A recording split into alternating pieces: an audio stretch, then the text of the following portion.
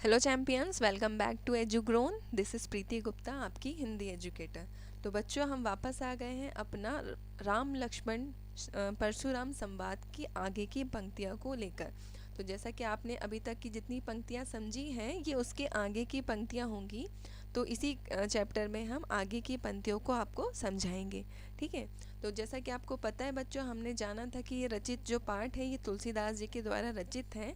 इनकी रचनाएं आपको हम एक बार और रिवाइज करा देते हैं। तो इनकी रचनाएं हैं रामचरितमानस, कवितावली, गीतावली, दोहावली, कृष्ण गीतावली और विनय पत्रिका। ये इनकी रचनाएं हैं। तो इनकी रचनाओं को आप अच्छे से नोट करके रखिएगा। तो चलिए बच्चों, शुरू करते हैं हम आगे की हमारी पंक्तियाँ। तो पंक्तियाँ कुछ इस तरह से हैं। बंधे पाप अपकीर्ति हारे, मारत हूँ पाप परी तुम्हारे। कोटि कुलुस सम बचनु तुम्हारा, व्यर्थ दरहु धनुबान कुठारा। जो बिलोकी अनुचित कहेऊँ, क्षमहु महामुनि धीर। सुनहि सरोज सरोज भृगु बंस मुनि, बोले गिरा गंभीर। तो वो लक्ष्मण जी कहते हैं कि जितने भी होते हैं, कौन कौन ब्राह्मण, मुनि, गौवंश और भगवान के भक्तों को मारने से रघुवंशियों को क्या लगता है? पाप लगता है। तो ये कहते हैं कि इन्हें मारने से पाप लगता है और इनसे हार जाने पर अपकीर्ति होती है। मतलब अगर हम इनसे हारेंगे, मतलब इन्हें मारेंगे तो हमें पाप लगेगा, और अगर इनसे हारेंगे तो हमारी अपकीर्ति होगी, मतलब हमारा अपमान होगा। इसलिए आप मारे तो भी आपके ही पैर पड़ना चाहिए। इसलिए अगर आप हमें मारेंगे तो भी हम आपके पैर ही पड़ना चाहेंगे। आपका एक एक वचन ही करोड़ों वज्रों के समान है। मतलब आपका जो एक एक वचन है वो हमारे ऊपर करोड़ों प्रहार कर रहा है। धनुष, बाण और कठार तो आप व्यर्थ ही धारण करते हैं। मतलब आपके वचन ही इतने कठोर हैं, आप धनुष, बाण और जो कटार आप धारण किए हैं वे आप व्यर्थ ही धारण करते हैं। इन्हें देखकर मैंने कुछ अनुचित कहा हो तो उसे हे धीर महामुनि आप क्षमा करें। यह सुनकर भृगुवंश मणि परशुराम जी क्रोध के साथ गंभीर वाणी में कहते हैं।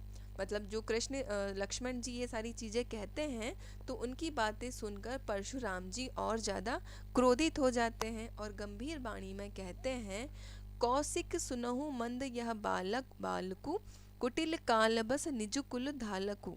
भानु बंस राकेश कलंकु, निपुट निरंकुश अबुद असंकु। काल कवेलु होई छन माही, कहूँ पुकारी खोरी मोहि नाही। तुम हट कहूँ जो चहु उबारा, कहीं प्रताप बलु रोष हमारा। लखन कहेऊ मुनि सजु तुम्हारा, तुम्ही अछत को बर नहीं पारा। तो वो ये कहते हैं, परशुराम जी कहते हैं कि हे विश्वामित्र सुनो, यह बालक बड़ा कुबुद्धि और कुटिल है। मतलब ये बालक बहुत ही बड़ा मूर्ख और जिद्दी है। काल के वश में होकर यह अपने कुल का घातक बन रहा है। मतलब संकट के समय भी यह अपने कुल के लिए घातक बन रहा है। यह सूर्य वंश रूपी पूर्ण चंद्र का कलंक है। मतलब सूर्य वंश के ऊपर ये एक पूरी तरह से ये एक चंद्रमा रूपी कलंक है। यह बिल्कुल उद्दंड, मूर्ख और निडर है। अभी क्षण भर में यह काल का ग्रास हो जाएगा। मैं पुकार कर कहे देता हूँ, मुझे फिर दोष नहीं देना। यदि तुम इसे बचाना चाहते हो तो हमारा प्रताप, बल और क्रोध बतलाकर इसे मना कर दो। लक्ष्मण जी ने कहा, हे मुनि, आपका सुयश आपके रहते दूसरा कौन वर्णन कर सकता है। तो वो विश्वामित्र से परशुराम जी कहते हैं कि ये बालक बहुत ही ज़्यादा कैसा है, उद्दंड है, मूर्ख है और निडर है। इसे पता है कि अभी के अभी मैं इसकी मृत्यु कर सकता हूँ, फिर भी ये समझ नहीं रहा है। मैं अभी आपको पुकार कर कह देता हूँ कि अगर मैं मुझसे क्रोध में इस बालक का कुछ हो जाता है तो आप मुझे दोष नहीं दीजिएगा। आप इस बालक को बता दीजिए कि मेरा प्रताप कैसा है, मैं कितना बलशाली हूँ, मैं कितना क्रोधित होता हूँ, आप इसे समझा दीजिए। तो लक्ष्मण जी कहते हैं कि हे मुनि, आपके बारे में आपके रहते दूसरा कौन और अच्छे से वर्णन कर सकता है। मतलब आपके बारे में तो आप ही सबसे अच्छा बता सकते हैं। ऐसा लक्ष्मण जी कहते हैं परशुराम से। तो आगे की लाइन है हमारी, अपने मुँह तुम अपनी करनी, बार अनेक भातु बहु बरनी। नहीं संतोषु तब पुनि कछु कहूँ, जनी रिस रोकू दुसहि दुख सहू। बीर बत्ती तुम धीर अछोभा, गारी देत न पावही शोभा। सूर समर करनी करही कही ना, जा वहीं आपू। विद्यमान रन पाई रिपु, कायर कथई प्रतापु। तो कृष्ण जी लक्ष्मण जी कहते हैं परशुराम से, आपने अपने ही मुंह से अपनी करनी अनेकों बार बहुत प्रकार से वर्णन किए, मतलब आपने अपने बारे में ही बहुत बार बता चुके हो। इतने पर भी संतोष ना हुआ हो तो फिर कुछ और कह डालिए, है ना। इतनी सारी बातें आपने अपने बारे में कह दी है, उतनी बातें कहने पर भी आपको संतोष नहीं हुआ है, तो कुछ और जो कहना चाहते हैं आप वो भी कह दीजिए। क्रोध रोककर असह्य दुख मत सहिए, मतलब क्रोधित अपने क्रोध को रहकर रोक कर और ज़्यादा दुख मत सहो। आप वीरता का व्रत धारण करने वाले, धैर्यवान और शोभ रहित हैं, गाली देते शोभा नहीं पाते। मतलब आप तो एक ऋषि मुनि हैं, है ना। वीरता का व्रत धारण करना आपका गहना है, धैर्यवान और शोभ रहित भी रहना आपका गहना है। तो गाली देकर अपनी शोभा को आप कम मत करिए। शूरवीर तो युद्ध में शूरवीरता का प्रदर्शन करते हैं, कहकर अपने को नहीं जनाते। मतलब वो ये कहते हैं कि जो शूरवीर होता है वो युद्ध के मैदान में अपनी वीरता दिखाता है। कह कहकर कोई भी पुरुष अपनी वीरता को सिद्ध यहाँ पर नहीं कर सकता। शत्रु को युद्ध में उपस्थित पाकर कायर ही अपने प्रताप की डींगे मारा करते हैं। मतलब युद्ध में जो शत्रु होता है अपने आप की या अपनी ही बड़ाई करके वो क्या करते हैं, अपने प्रताप की डींगे मारते हैं, मतलब डींगे हाँकते हैं, अपनी ही खुद की स्वयं बड़ाई करते हैं। आगे की लाइनें हैं, तुम तो कालू हाँक जनुलावा, बार बार मोहि लागी बुलावा।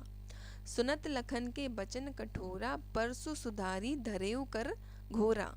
अब जनि देई दोषी मोहि लोगु, कटुबादी बालक बद जोगु। बाल बिलोकी बहुत में बाँचा, अब यह मर निहार भा साँचा। कौशिक कहाँ क्षमऊ अपराधु, बाल दोष गुण गुनहि न साधु। तो लक्ष्मण जी कहते हैं, आप तो मानो काल को हाँक लगाकर बार बार उसे मेरे लिए पुकारते हैं। मतलब आप तो काल के पीछे ऐसे पड़ गए हो जैसे उसे हाँक हाँक कर आप उसे मेरे लिए बुला रहे हो। लक्ष्मण जी के कठोर वचन सुनते ही परशुराम जी ने अपने भयानक परसे को सुधार कर हाथ में ले लिया और बोले, अब लोग मुझे दोष ना दें। मतलब बहुत ज़्यादा गुस्से में हो गए परशुराम जी कृष्ण जी के लक्ष्मण जी के वचन को सुनकर। तो उन्होंने अपने फरसे को हाथ में उठाया और कहा कि अब लोग मुझे दोष ना दें, यह कड़वा बोलने वाला बालक मारे जाने के ही योग्य है। मतलब इसकी इतनी कठोर बातें सुनकर अब ये मारे जाने के ही लायक है। इस बालक को देखकर मैंने इसे बालक देखकर मैंने बहुत बचाया है, पर अब यह सचमुच मरने को ही आ गया है। विश्वामित्र ने कहा, अपराध क्षमा कीजिए। बालकों के दोष और गुण को साथ लोग नहीं गिनते हैं। तो ये सारी चीज़ें सुनकर विश्वामित्र ने कहा कि अपराध को माफ़ कर दीजिए, क्योंकि बालकों के दोष और गुण को साथ में लोग नहीं गिनते हैं। या तो दोष गिने जा सकते हैं या तो उनके गुण गिने जा सकते हैं, है ना। आगे की लाइनें हैं, खर कुठार में अकुरन को ही, आगे अपराधी गुरुद्रोही। उत्तर देत छोड़हु बिन मारे, केवल कौशिक सील तुम्हारे। ना तन एही काटी कुठार कठोरे, गुरहि उरिन होते ही श्रम थोरे। गाधी सुनी कह हृदय हसी, मुनहि हरहि सूज।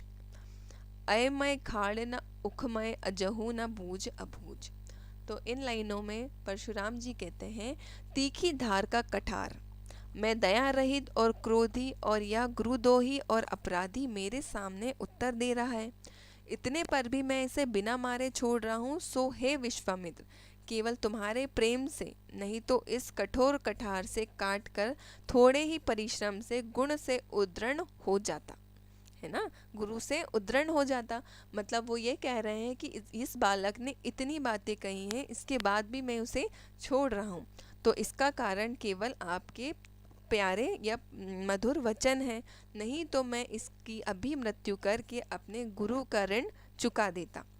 विश्वामित्र ने हृदय में हंसकर कहा, परशुराम को हरा ही हरा सूझ रहा है, अर्थात सर्वत्र विजय होने का ही के कारण ही श्री राम लक्ष्मण को भी साधारण क्षत्रिय ही समझ रहे हैं। मतलब वो मन ही मन मुस्कुरा रहे हैं कि ये जो परशुराम है ये श्री कृष्ण राम लक्ष्मण को साधारण क्षत्रिय समझ रहे हैं, किंतु यह फौलाद की बनी खांड है, रस की खांड नहीं जो मनुष्य के मुंह में लेते ही गल जाए।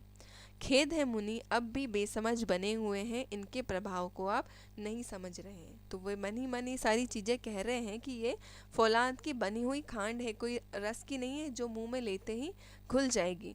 फिर भी आप ना समझ बने हुए अपने प्रभाव को ही लोगों के सामने रख रहे हैं, उनके प्रभाव को आप नहीं समझ पा रहे हैं, तो इस बात का उन्हें बहुत ही ज़्यादा दुख है। आगे की लाइनें हैं, कहेउ लक्ष्मण मुनि सीलु तुम्हारा, को नहीं जान विदित संसारा। माता पिता ही उरिन भय नीके, गुरु रिनु रहा सोचु बड़ जी के। जो जन हमरे ही माथा काड़ा, दिन चली गया ब्याज बड़ बाड़ा। अब आनहि व्यवहारी अबोली, तुरत देव में थैली खोली। सुनि कटु वचन कुठार सुधारा, हाय हाय सब सभा पुघारा। तो लक्ष्मण जी कहते हैं परशुराम जी से कि हे मुनि, आपके प्रेम को कौन नहीं जानता, वह संसार भर में प्रसिद्ध है। आप माता पिता से तो अच्छी तरह उद्दृढ़ हो ही गए हैं, अब गुरु का ऋण रहा है, जिसका जी में बड़ा सोच लग रहा है ना। वो ये कहते हैं कि आपने अपने माता पिता का ऋण तो उतार ही दिया है, अब बचा है किसका ऋण, अब बचा है आपके गुरु का ऋण, जो मुझे लग रहा है कि आप वह भी उतार ही देंगे। वह मानो हमारे ही मत्थे कड़ा हुआ है, मतलब उनको ऐसा लग रहा है कि उनके गुरु का जो ऋण है वो उनके माथे ही लगा हुआ है। बहुत दिन बीत गए हैं, इससे ब्याज भी बहुत बढ़ गया होगा। अब किसी हिसाब करने वाले को बुला लाइए, मैं तो तुरंत थैली खोल कर दे दूँ। लक्ष्मण जी के कड़वे वचन सुनकर परशुराम जी ने कुठार संभाला और सारी सभा हाय हाय कर कर पुकार उठी।